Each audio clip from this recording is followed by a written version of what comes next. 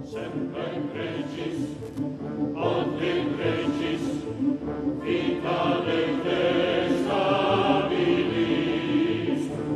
obturat, et curat, ludum et sagiem, digestatem, potestatem, dissolvitur agiem, sos in panis.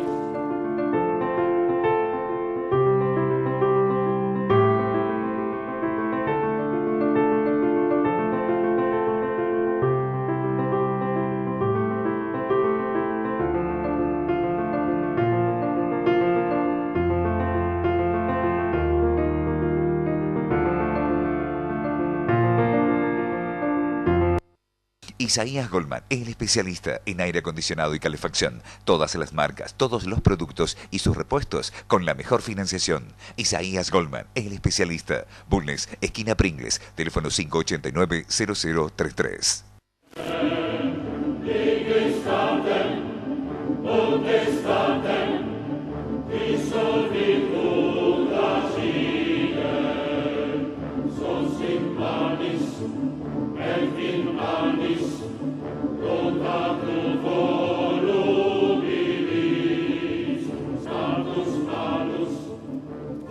Bienvenidos a Palabra de Honor, el programa de política, economía y temas de actualidad que pasamos por Canal C los lunes a las 23 horas, los martes a las 16 y 3 días más en horarios a determinar.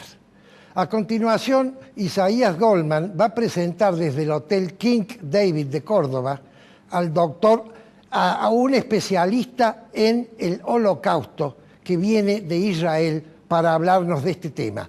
Voy a dejar su nombre y los detalles para que lo presente Isaías.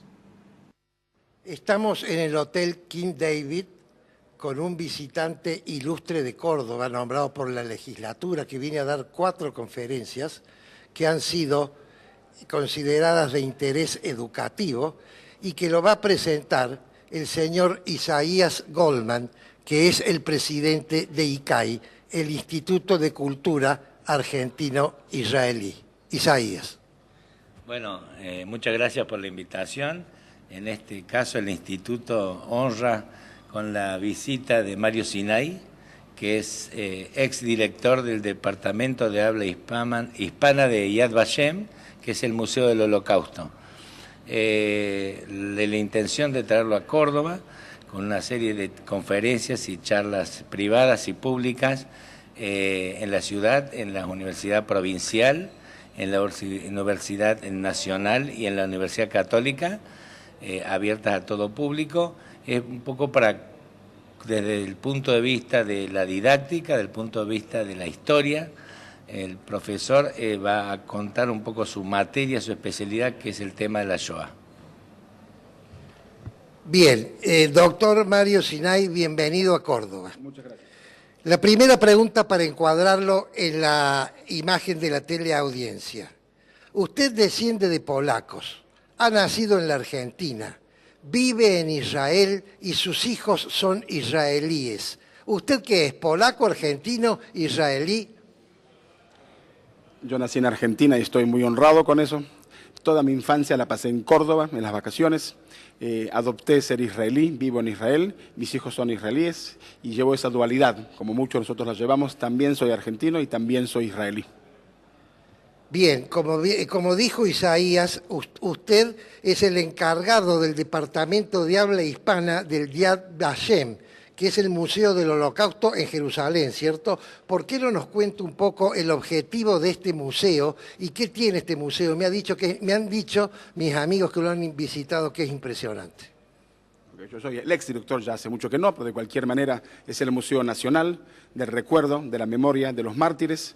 Es un museo nacional, abierto a todo el público, en el cual conmemoramos esta tragedia a nivel nacional y a nivel universal del Holocausto durante la Segunda Guerra Mundial, o sea, el genocidio, el asesinato sistemático de los judíos de Europa durante el régimen nazi entre 1933 y 1945. Doctor, yo tengo que hacerle preguntas difíciles, así que le pido disculpas. El Holocausto, que es su especialidad, ¿usted lo atribuye o los judíos le atribuyen la responsabilidad a los nazis, a los alemanes, a los europeos o a toda la humanidad que miró para otro lado cuando ocurrían estos hechos inadmisibles en Alemania y otras naciones vinculadas al régimen? Okay, es una excelente pregunta y tenemos que históricamente ser correcta en la respuesta histórica. La responsabilidad del asesinato sistemático del Holocausto lo tienen los nazis, el régimen nazi en Alemania y no los alemanes. Hay que diferenciar entre, y usted lo dijo, entre el nazismo y Alemania y es el régimen nazi. Hoy en día, habiendo ya pasado 70 años, la postura de Yad Vashem y del Estado de Israel frente a Alemania actual es que Alemania tiene la responsabilidad de lo ocurrido y no la culpa. La culpa la tiene la generación perpetradora. O sea, hoy son los nietos de esa generación perpetradora y es la generación que lo perpetró de ese régimen nazi totalitario, genocida, criminal. El mundo cayó. El Holocausto ocurrió a la luz del día. El mundo lo vio. El mundo tuvo una postura de silencio. Y eso también es criticable. Pero la responsabilidad la llevan los nazis y sus colaboradores, que fueron muchos. Doctor, ¿qué sentido tiene mantener vivo el recuerdo del Holocausto? Y vinculado con esta pregunta, ¿cómo hacen ustedes para diferenciar recuerdo de odio? Porque recordar hay que recordar, pero si uno odia, entonces no tiene lugar para el amor. No sé si está clara la pregunta.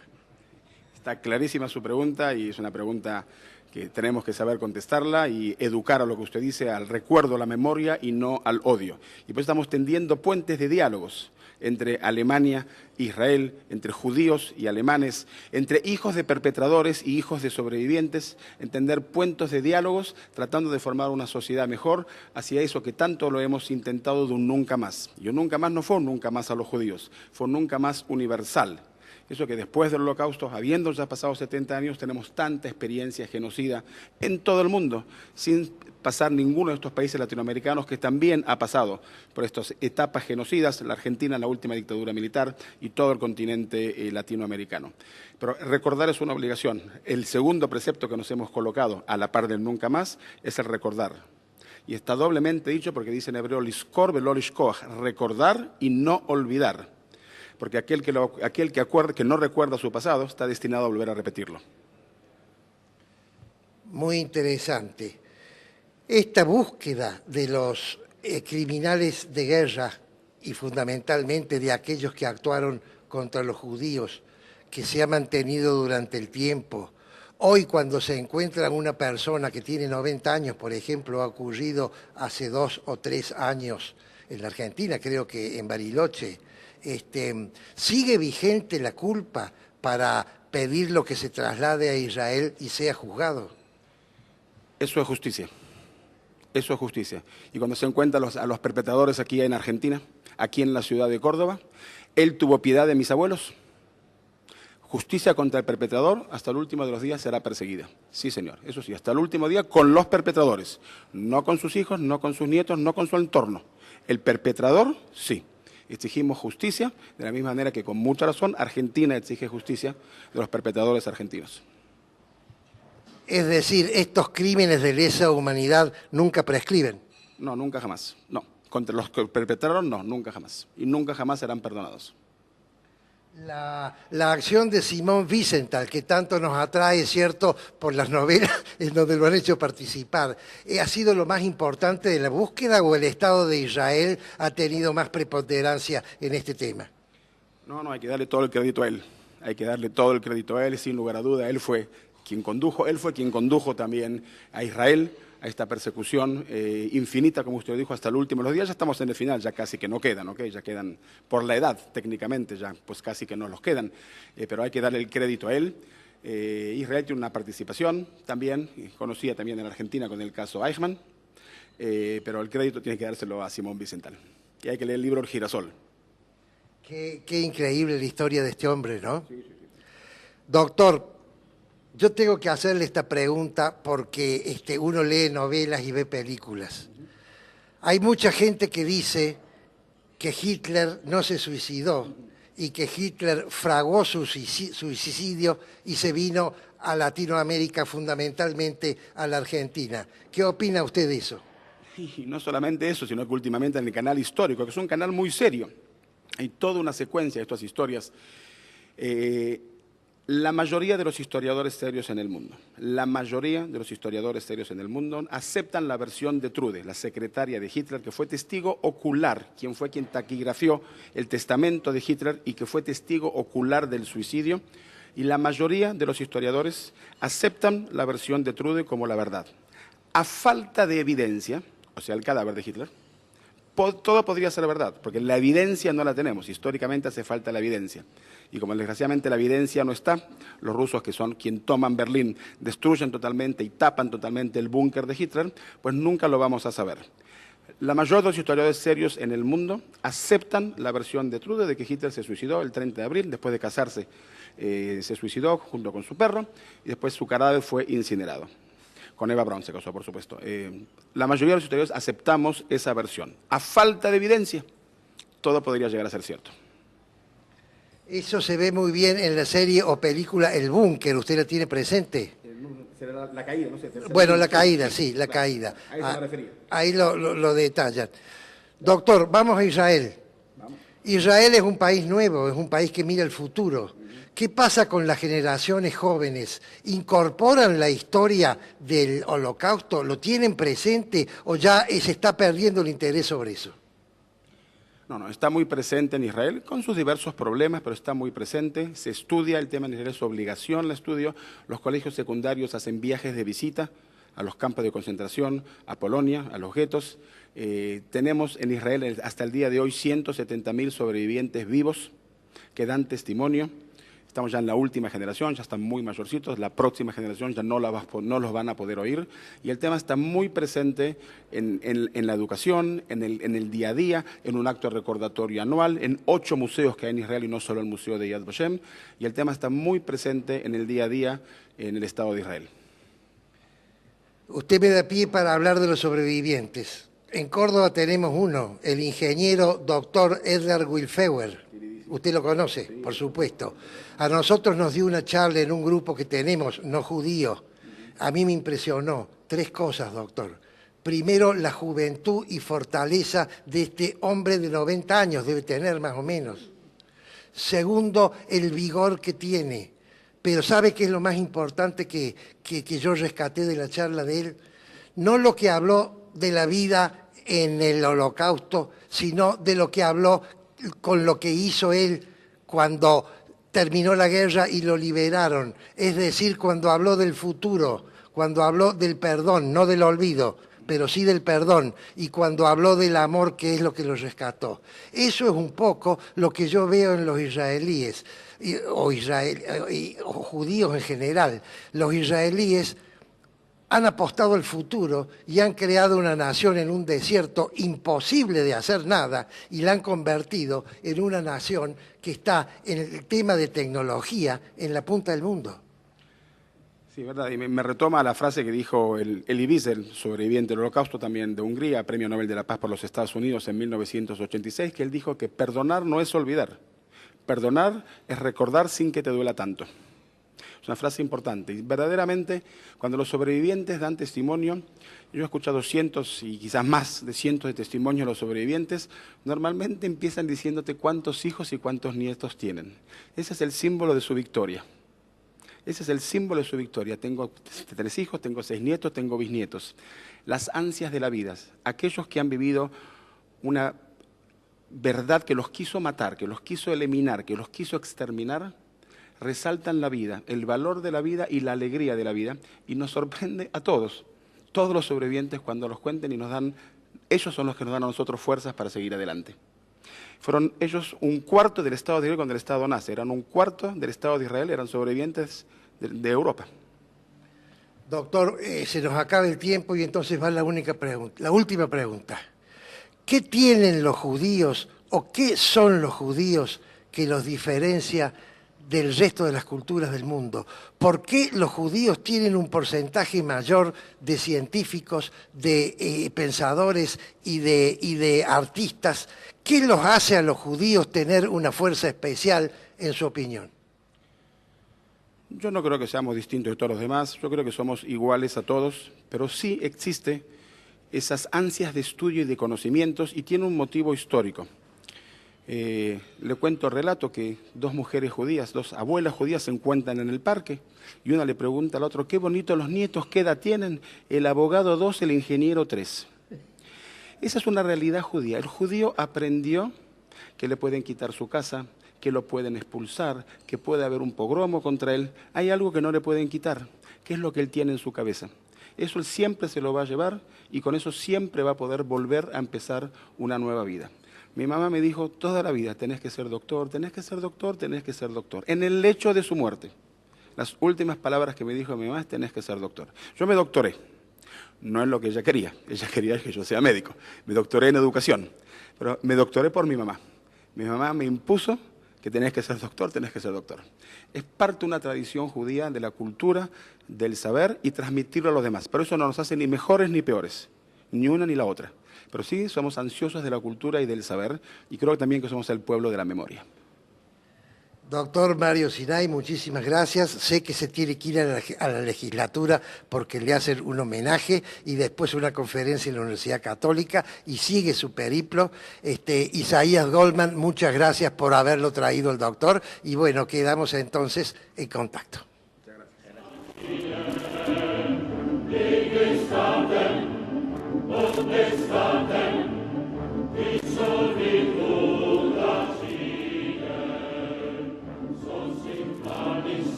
Isaías Goldman, el especialista en aire acondicionado y calefacción. Todas las marcas, todos los productos y sus repuestos con la mejor financiación. Isaías Goldman, el especialista. Bulnes, esquina Pringles, teléfono 589-0033.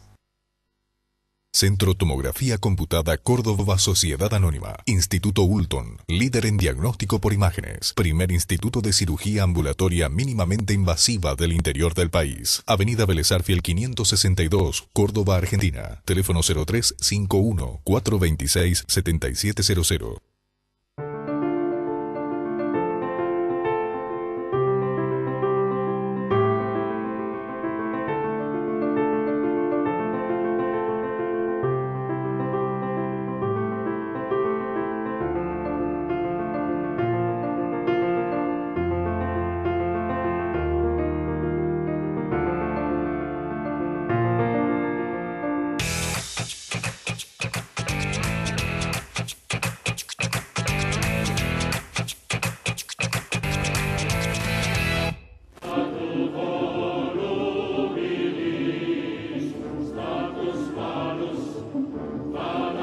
Estamos en Semana Santa, en el tiempo pascual.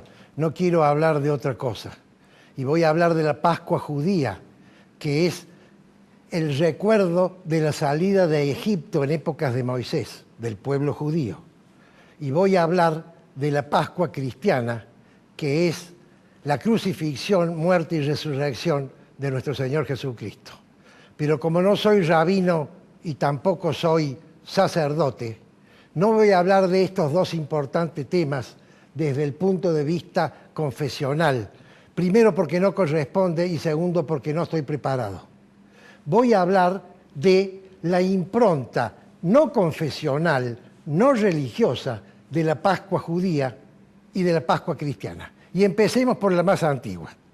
Lo que más me impresiona a mí, en mi calidad de no judío, y obviamente es una opinión personal que puede ser mejorada o discutida, sobre lo que quedó de la Pascua judía, si una persona no creyente o una persona creyente que diga, dime lo que queda, pero no desde el punto de vista religioso, sino desde el punto de vista sociológico, es lo siguiente. Primero, me impresiona el valor de aquellos que se enfrentan al poder cuando el poder se enfrenta al deber. Me estoy refiriendo a Moisés cuando se enfrenta al faraón y le dice, me voy de Egipto con todo mi pueblo. Segundo, La otra impronta que me interesa recalcar, fundamentalmente, el concepto de pertenencia de nación libre, no solo de nación libre. Si uno no se cree libre, no puede luego ejercer la libertad. La tercera impronta que me interesa rescatar de la Pascua judía es la ley. Esta nación libre está sometida a la ley, y esa ley es el pacto de Moisés con Yahvé. Les recuerdo que el tiempo pascual para los judíos empieza con la salida de Egipto y termina en el monte Sinaí cuando le dan las tablas de la ley. Y la cuarta impronta extraordinaria, única, es una impresionante persistencia que han tenido y tienen los judíos para llegar, ocupar, desarrollar, defender y proteger la tierra elegida. Eso es lo que quiero rescatar en esta breve alocución. Pasemos ahora a la Pascua cristiana. La Pascua cristiana, obviamente, si lo quiero ver desde el punto de vista no confesional, el tema de la muerte en la cruz queda como muerte en la cruz y nada más. No podemos hablar de redención si no estamos analizando el tema confesional, porque la redención es la muerte en la cruz de Dios hecho hombre para redimir, para salvar a la humanidad. Tampoco, en este caso, uno de los hechos más importantes de la Pascua, para muchos el más importante, que es la resurrección. Cristo resucita y al resucitar evidencia su calidad divina. Pero esto, para un tema no confesional, no puede ser tratado. Y entonces, ¿qué es lo que yo rescato? Lo que yo rescato es lo que viene después, porque el tiempo pascual para los cristianos no termina en el Domingo de Gloria, sino que termina 50 días después, en Pentecostés. Entonces, ¿qué ocurre en Pentecostés que hace que un grupo de discípulos temerosos y personas que no estaban totalmente de acuerdo entre sí, siguiendo a un maestro, cuando este maestro desaparece y se quedan solas, se convierten en una institución tan vigorosa que puede durar 2000 años? Único caso en la historia de la humanidad de una institución que dura sin solución de continuidad 2000 años. No puedo hablar del Espíritu Santo porque estoy hablando de un tema no confesional. Entonces, ¿de qué voy a hablar? Voy a hablar de la idea fuerza. Esa idea fuerza que adquiere esta comunidad y entonces deja de ser un conjunto para convertirse en una institución. Y eso es lo que quiero transmitirles, mis queridos amigos. El movimiento sigue a un líder, el movimiento sigue a un maestro. Si ese maestro se desvía o desaparece, el movimiento queda disperso. La organización, la institución, cuando adquiere una idea fuerza, entonces permanece para siempre. En el caso nuestro, volvamos siempre al tema político, esa idea fuerza está plasmada en la Constitución de la República Argentina. Quiero brindar ahora un homenaje a la Pascua cristiana. Voy a recitar un poema que yo escribí cuando tenía 18 años, hace más ya de 50 años, mis queridos amigos. La vida se pasa en un soplo se nos pasa la vida. Y cada vez que yo hablo del Viernes Santo, recuerdo este poema y entonces lo recito, porque de alguna manera tengo esa continuidad que quiero que permanezca. Se titula Las 3 de la tarde. Eran las 3 de la tarde de algún viernes de algún año. Todos estaban reunidos en el monte contemplando. Oro en las manos de ricos señores de pueblo abajo, clavo en las manos clavadas del hombre crucificado, rojo en las capas que flotan al viento, de los soldados, rojo en la sangre que cae por la herida del costado. Laureles para las sienes del gobernador romano, espinas para la frente del hombre crucificado. Miradas de odio en los ojos de los que estamos mirando, miradas de amor en otros ojos que se van cerrando. Ha pasado mucho tiempo de aquel viernes, de aquel año, solo que todo está igual, solo que nada ha cambiado, solo que siguen los hombres como entonces despreciando a los hombres, solo que como en el monte aquel año, todos miramos sin ver ni entender lo que miramos. Todos como aquella vez de un lanzazo traspasamos el costado de aquel hombre sobre un madero clavado. Unos con picas de guerra, otros lanzas de pecado, unos con más intención, otros con menos cuidado. Cuestión que todos, sin falta, el lanzazo lo clavamos. Lanzas hay muchas, porque nosotros las fabricamos. Eran las 3 de la tarde de algún viernes de algún año. Le atravesaron el pecho y lo bajaron del palo. Lo envolvieron en un lienzo y después lo sepultaron. El monte se quedó solo. Cuando todos se marcharon, se oyeron ruidos de truenos y palpitar de relámpagos. La tierra se abrió en un grito de protestas y de llantos. La lluvia lavó la sangre que ya se estaba secando y el sol se apagó en el cielo, honrando a su soberano. Es palabra de honor.